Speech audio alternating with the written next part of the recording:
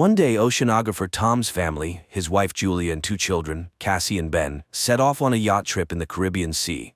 While Tom and Ben are busy fishing and Cassie is absorbed in her gadget, Julia goes for a swim.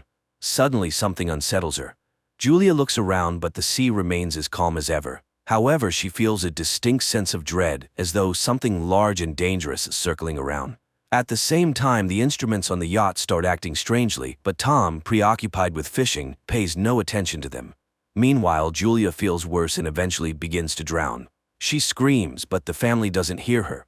The water seems to shift and pull her farther from the yacht. As the situation becomes critical, Tom finally hears her voice. He rushes to the helm, and the yacht moves toward the distant Julia. Tom dives into the water. With the children's help, they pull her aboard and revive her.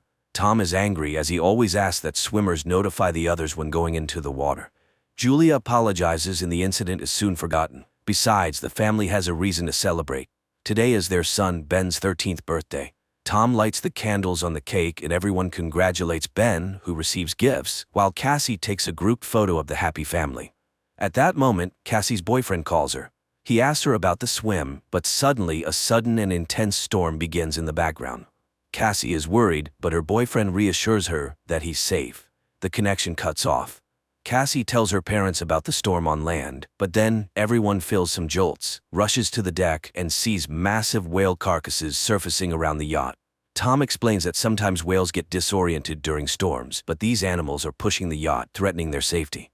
Tom dives into the water and soon returns aboard, injured. While trying to figure out what's going on, he cut himself on the propeller. Julia stitches up the cut on her husband's shoulder, and he explains that the yacht's shafts seem bent, likely from a tail strike. Now they're unlikely to be able to sail away.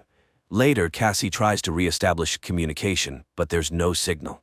The radio isn't picking up any signals either. Tom begins calculating their supplies. There's enough water for about 4 days, no more, but they're on a shipping route, so someone is bound to find them.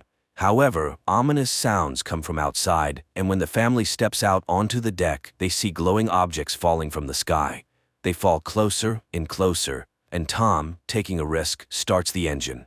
He manages to steer the yacht away from the next meteorite, but the engine is finally damaged. The next object falls so close that the family can see they are artificial satellites of Earth. A strong wind starts blowing, and the instruments go haywire. The terrified family hides inside the yacht, which is being tossed by the waves. They put on life jackets and prepare for the worst when a strange, ringing sound is heard, causing nosebleeds and nausea. Tom tries to signal for help with a flare gun, but it's all in vain. The family barely survives the night. In the morning, they were relieved to find themselves alive, but there's a gaping hole in the side of the yacht, and it's unclear why they're still afloat. The family goes outside and freezes in amazement. The water is gone, and their boat is standing on a rocky outcrop in the middle of a stony desert where the ocean once was. Sometime later, Tom tries to reassure his family, saying that not everyone could have perished. He takes measurements and realizes that the compass is lying. North isn't where it's supposed to be. This means the Earth's poles have shifted. Such a thing has happened on Earth before, but a long time ago. It turns out that the sea has retreated to where the land used to be, and most likely humanity has perished. Cassie can't bear this revelation and runs to the cabin, asking to be left alone. Julia goes to inventory the remaining supplies, while Ben releases a bunch of colorful balloons into the sky, hoping survivors will come to their aid. Meanwhile, Tom turns on the radio, sending out distress signals. Unexpectedly, he hears a response. It's from Naoto, the captain of a small submersible.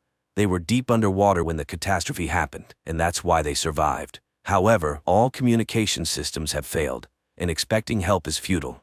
According to his calculations, the sea will return in about a week, and it will be harsh, so the man advises them to find higher ground and stay there. Julia orders the children to pack their things. Tom directly asks the captain if he can save their children. Naoto explains that the submersible is very small. Unfortunately, Naoto's partner died, and he can only take one person. After some persuasion, Tom convinces Naoto to take both children, and he provides his coordinates. Tom charts a course on the nautical map and promises to reach the location in a couple of days. The next morning, the family is almost ready to embark on their journey. Tom steps onto the deck and suddenly sees a man with a dog approaching. He walks toward him and greets him, but notices that the man is injured. He offers the traveler some water. The man drinks it and then suddenly punches Tom in the face, which Julia sees. She rushes to her husband as the traveler plunges a makeshift spear into Tom's chest. The dog keeps Julie at bay, though she freezes in horror herself. Realizing there's no saving her husband, she runs to the yacht. The man pursues her, injuring her arm. Nevertheless, Julia climbs onto the deck, and the children, hearing her screams, run to her aid. Together, they barricade the doors to the cabin. After that, Julia hides Cassie and Ben in a locker, giving her daughter the flare gun and instructing her to shoot only as a last resort. Meanwhile, the killer tries to break down the doors and eventually succeeds.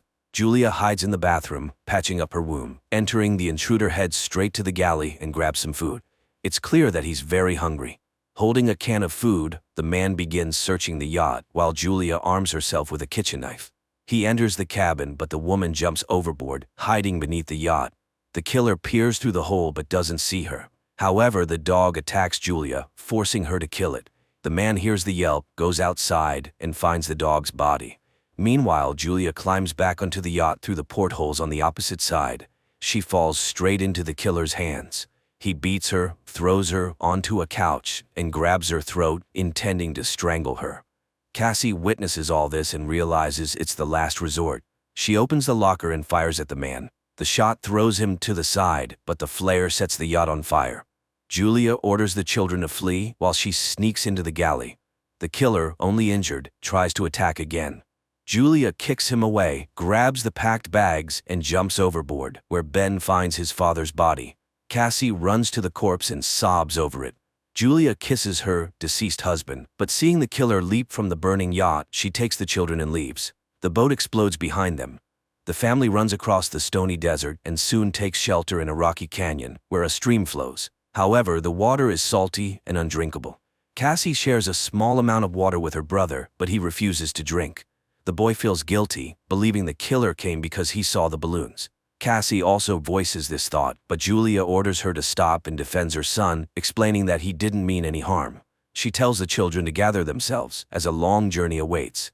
And then she spots the killer again, still relentlessly following their trail. The family hurries onward. That evening, Ben finds the carcass of a hammerhead shark and tries to butcher it. But Julia sees the pursuer and orders the children to run. They soon come across a field of once flooded toxic waste barrels, but Julia urges the children forward despite the threat of contamination, knowing the killer is still on their heels. The family walks along the former ocean floor, weaving through piles of plastic and other trash dumped by humans. Soon, Julia notices that Ben is severely dehydrated and gives him the last drops of water. Cassie has a breakdown, convinced that they have no chance of survival, but Julia commands them to keep moving. Eventually, they find the fuselage of a plane that crashed into the sea long ago and crawl inside to rest.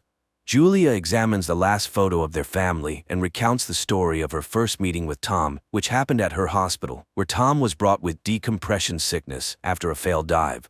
The children weep, remembering their father and saying their final goodbyes to him. At night, Cassie is awakened by a noise and steps outside to sit near the plane. Out of the darkness, the killer approaches her, unaware that the girl is acting as bait. As he prepares to grab her, Julia ambushes him, stabbing the man with a knife. At dawn, the family prepares to continue their journey, only to discover the killer's body has been scavenged. A sign that something even more dangerous than humans lurks in the desert. They move on. Julia consults the map when Ben suddenly rushes ahead. His mother yells for him to stop, but the boy sprints toward a salty puddle and manages to drink a few gulps. Julia drags him away, but the boy becomes sick. Soon they come across some plastic chairs and build a makeshift shelter from the sun, resting inside it. Suddenly, Julia hears strange sounds. She steps outside and sees something that forces her to wake the children. Realizing the new danger, they begin running. Soon they spot a large ship in the distance, surrounded by crashed containers and a few wandering people.